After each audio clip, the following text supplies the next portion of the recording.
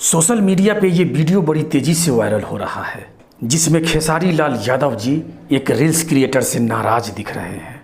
आपको लग रहा है खेसारी लाल यादव जी रील्स क्रिएटर को भगा रहे हैं, पर सच कुछ और है। यहाँ पे खेसारी लाल यादव जी ये कह रहे हैं, वीडियो लोगों ने बनाया है, आप उनसे ले लीजिए, पर ये भाई मानने को तैयार नहीं है। हाथ जोड़कर विनती करने के बावजूद भी इस भाई को धक्के मारकर बाहर निकाल दिया गया।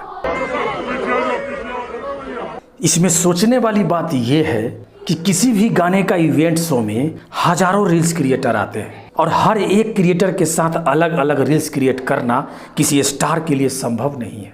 पर जिस तरह ये भाई रो रहा है, दोनों हाथ जोड़कर विनती कर रहा है, ऐसे हालातों में धक्के मारकर बाहर का रास्ता दिखा देना कतई उचित नहीं है। बाकी आप सब क्या सोचते हैं इस वीडियो को लेकर, कमेंट बॉक्स में अपना राय जरूर दीजिएगा। धन्यवाद।